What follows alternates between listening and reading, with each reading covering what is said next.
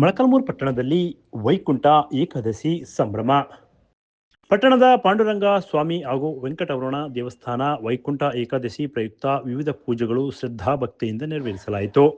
ಪಾಂಡುರಂಗ ಸ್ವಾಮಿ ದೇವಸ್ಥಾನದಲ್ಲಿ ಮಂಗಳವಾರ ಬೆಳಗ್ಗೆ ವೈಕುಂಠ ಏಕಾದಶಿ ಪ್ರಯುಕ್ತ ಶ್ರೀ ಪಾಂಡುರಂಗ ಸ್ವಾಮಿ ಹಾಗೂ ರುಕ್ಕುಮಾಬಾಯಿ ವಿಗ್ರಹಗಳಿಗೆ ವಿಶೇಷ ಪೂಜೆ ಸಲ್ಲಿಸಲಾಯಿತು. ದೇವಸ್ಥಾನಗಳಲ್ಲಿ ಬೆಳಿಗ್ಗೆ ಶ್ರೀ ವಿಷ್ಣು ಸಹಸ್ರನಾಮಾವಳಿ, ಪೂರ್ವಕ ಪಂಚಾಮೃತ ಅಭಿಷೇಕ, ಕುಂಕುಮಾರ್ಚನೆ ಸೇರಿದಂತೆ ಇನ್ನಿತ ಧಾರ್ಮಿಕ ಆಚರಣೆಗಳನ್ನು ಹೆಚ್ಚಿನ ಸಂಖ್ಯೆಯಲ್ಲಿ ಮಹಿಳೆಯರು ಪಾಲ್ಗೊಂಡಿದ್ದು ವಿಶೇಷ ಎನಿಸಿತ್ತು.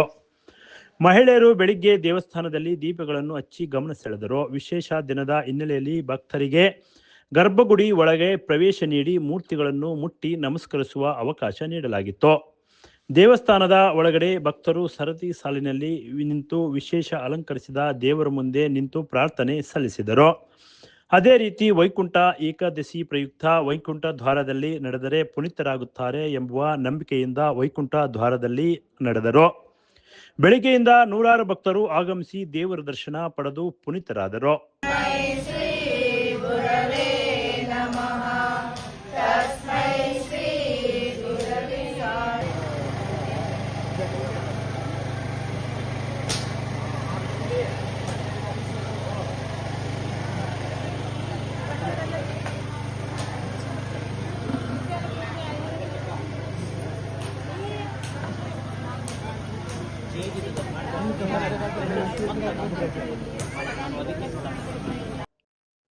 PM Gangadhar, Bharat Vaibhav News, Moಳಕಾಲ್ಮೂರು.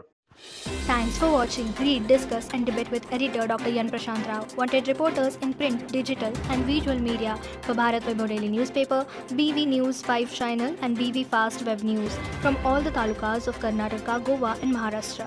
If interested, send your resume to 9019229369.